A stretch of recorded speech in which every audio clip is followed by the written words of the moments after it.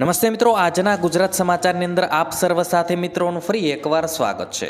તો આજના સમાચાર વિશે વાત કરું તે પહેલાં તમને જણાવી દઉં કે વિડીયો ખૂબ જ અગત્યનો છે અને આજના સમાચારની અંદર ખેડૂત ઉપયોગી સમાચારો વિશે વાત કરેલી છે. તો વિડીયોને છેલ્લે સુધી જોતા રહેજો અને ચેનલને હજુ સુધી સબસ્ક્રાઇબ ના કરી હોય તો તે પણ કરી લેજો.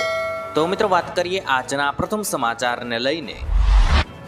તો ભરતી અંગે મોટું અપડેટ.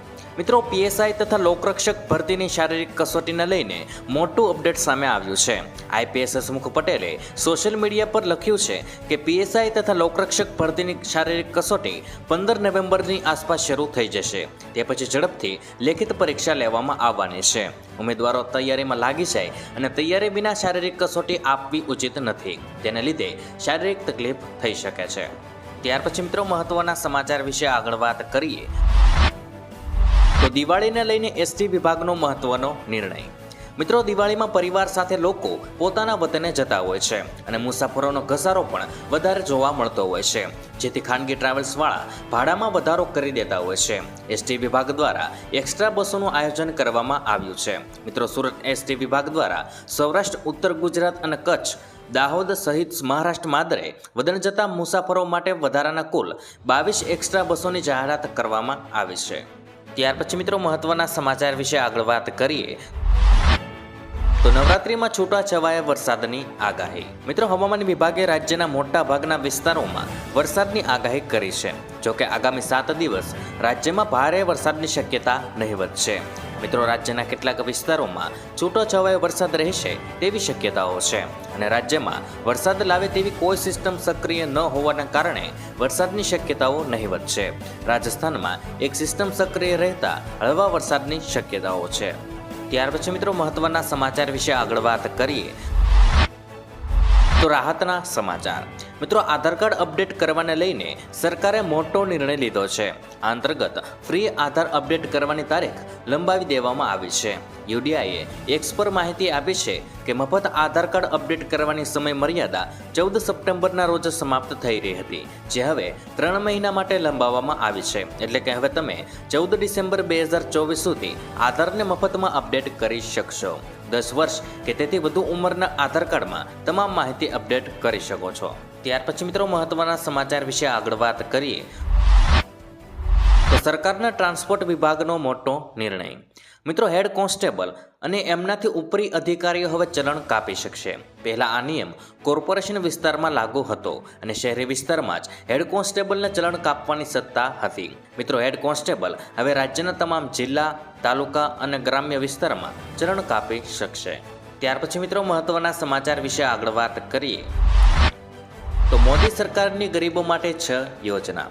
મિત્રો, મોદી સરકાર સત્તામાં આવ્યા બાદ એક પછી એક અનેક યોજનાઓ બહાર પાડવામાં આવી છે, જેના દ્વારા જનતાને ઘણો ફાયદો થયો છે. કેન્દ્રની મોદી સરકારે તેના નાગરિકોના હિતમાં ઘણી યોજનાઓ શરૂ કરી છે. આ યોજનાઓનો ગરીબો માટે વરદાનરૂપ સાબિત થઈ છે. મોદી સરકારે ગરીબ અને આર્થિક રીતે નબળા લોકોની મદદ માટે ઘણી લોક કલ્યાણ યોજનાઓ શરૂ કરી છે. આજે તેનો ફાયદો દેશના સામાન્ય લોકોને દેખાઈ રહ્યો છે. જેમાં મિત્રો વાત કરીએ તો પ્રધાનમંત્રી પાક વીમા યોજના. મિત્રો, આ યોજના ખેડૂતો માટે જીવનદાન રૂપ સાબિત થઈ છે. આ યોજના હેઠળ કેન્દ્ર સરકાર દેશના ખેડૂતોને દુષ્કાળ અને પૂરના કારણે થયેલા નુકસાન સામે વીમો આપે છે. આ યોજના હેઠળ દેશના ખેડૂતોને 2 લાખ રૂપિયા સુધીનો પાક વીમો આપવામાં આવે છે. આ યોજનાનો લાભ લેવા માટે ખેડૂતોએ વીમા પ્રીમિયમના માત્ર 50% જ ચૂકવવા પડશે. બાકીના 50% કેન્દ્ર અને રાજ્ય સરકારો દ્વારા સબસિડી તરીકે આપવામાં આવે છે. ત્યાર પછી મિત્રો મફત સિલાઈ મશીન યોજના. મિત્રો, મહિલાઓને સશક્તિકરણ માટે પણ મોદી સરકાર ઘણું કામ કરી રહી છે. આ યોજનાઓ હેઠળ દેશની ગરીબ અને શ્રમજીવી મહિલાઓને કેન્દ્ર સરકાર દ્વારા મફત સિલાઈ મશીન આપવામાં આવે છે, જેના દ્વારા દેશની મહિલાઓ ઘરે બેસીને પોતાનો રોજગાર શરૂ કરી શકે છે. આ યોજનાનો મુખ્ય ઉદ્દેશ દેશની મહિલાઓને આત્મનિર્ભર અને સશક્ત બનાવવાનો છે. ત્યાર પછી મિત્રો આગળ વાત કરીએ તો ઉજ્જવલા યોજના. મિત્રો, વડાપ્રધાન નરેન્દ્ર મોદીએ આ યોજના 1 મે 2016ના રોજ ઉત્તર પ્રદેશના બલિયામાં શરૂ કરી હતી. આ યોજનાનો મુખ્ય ઉદ્દેશ ગ્રામીણ અને વંચિત પરિવારોને એલપીજી જેવું સ્વચ્છ રસોઈ બળતણ પૂરું પાડવાનો છે. આ યોજના તે લોકો માટે શરૂ કરવામાં આવી છે જેઓ પરંપરાગત રસોઈ બનાવતા હોય, જેમાં મિત્રો લાકડા, કોલસો અને ગોબરની કેકની વગેરેનો બળતણ તરીકે ઉપયોગ કરતા હોય. ત્યાર પછી મિત્રો વાત કરીએ તો પ્રધાનમંત્રી વિશ્વકર્મા યોજના. મિત્રો કારીગરોને ધ્યાનમાં રાખીને 17 સપ્ટેમ્બર 2023ના રોજ પ્રધાનમંત્રી વિશ્વકર્મા યોજના લાવવામાં આવી હતી. આ યોજનાનો ઉદ્દેશ દેશના કારીગરોની ક્ષમતાનો વધારો કરવાનો છે. કુંભાર સમાજ, સુથાર, શિલ્પકારો અને કારીગરોને આ યોજનાનો લાભ મળી રહ્યો છે. યોજનાના પ્રથમ તબક્કામાં 1 લાખ રૂપિયા સુધીની લોન આપવામાં આવશે. આના પર વ્યાજ દર પણ 5%થી પણ વધુ નહીં હોય. પછી બીજા તબક્કામાં કામદારોને દરેકને 2 લાખ રૂપિયાની લોન મળશે. ત્યાર પછી મિત્રો મહત્વના સમાચાર વિશે આગળ વાત કરીએ તો બંગાળ સરકાર 2 લાખ રૂપિયાની સહાય આપશે. મિત્રો બંગાળમાં જુનિયર ડોક્ટરોની હડતાળને કારણે સમયસર સારવાર ન મળવાને કારણે જીવ ગુમાવનારા લોકો માટે મુખ્યમંત્રી મમતા બેનર્જીએ વળતરની જાહેરાત કરી છે. તેમણે કહ્યું છે કે હડતાળને કારણે રાજ્યની આરોગ્ય વ્યવસ્થા ખરાબ રીતે પ્રભાવિત થઈ છે, જેના કારણે અત્યાર સુધીમાં 29 લોકોએ જીવ ગુમાવ્યા છે. રાજ્ય સરકાર દરેક પીડિત પરિવારોને 2 લાખ રૂપિયાની આર્થિક સહાય આપશે જેમણે પરિજનો ગુમાવ્યા છે. ત્યાર પછી મિત્રો મહત્વના સમાચાર વિશે આગળ વાત કરીએ તો ગુજરાતમાં દેવા માફીની માંગણી વારંવાર.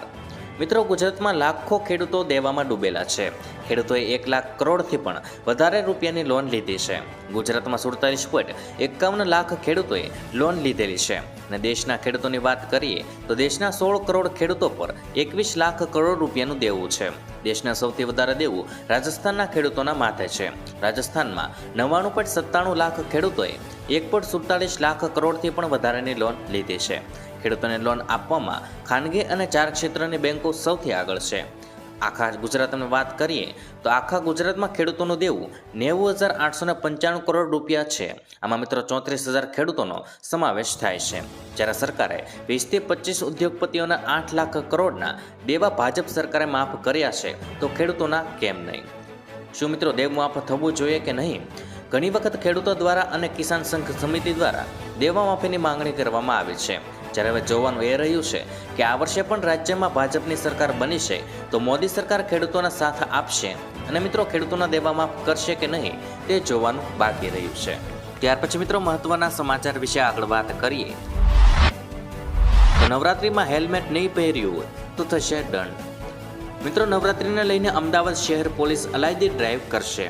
સામે આવેલી માહિતી અનુસાર ગરબા શરૂ થાય તે પહેલા police party plot, form house બહાર ગોઠવાઈ કાર્યવાહી કરશે. 9 દિવસમાં 10,000 હેલ્મેટનું વિતરણ કરવામાં આવશે અને આ અભિયાનના ભાગરૂપે પોલીસે 1,000 હેલ્મેટ પણ મંગાવી લીધા છે. રાત્રિ દરમિયાન પોલીસ કડક કાર્યવાહી કરતી ન હોવાથી લોકો નિયમનું પાલન કરતા નથી. તો મિત્રો આજના દરેક સમાચાર અહીં કામના પૂર્ણ થાય છે. આપને કહેવા લાગ્યા એ કોમેન્ટ બોક્સમાં જણાવી દેજો અને વિડીયો કામનો લાગ્યો હોય, સમાચાર ઉપયોગી લાગ્યા હોય તો મિત્રો આ વિડીયોને એક લાઈક કરી દેજો, જેથી કરીને અમને પ્રોત્સાહન મળતું રહે અને દરરોજના ખેડૂતને લગતા, હવામાનને લગતા અને ગુજરાતમાં પળે પળના સમાચાર મેળવવા માટે ગુજરાતની આ ચેનલ તાતની વાતને સબસ્ક્રાઇબ કરી લેજો, જેથી કરીને ગુજરાતની દરેક અપડેટ્સ તમને મળતી રહે. તો મિત્રો હું મળીશ તમને આવતીકાલે નવા સમાચારો સાથે અને નવી માહિતી સાથે. ત્યાં સુધી મિત્રો મને રજા આપશો. ધન્યવાદ.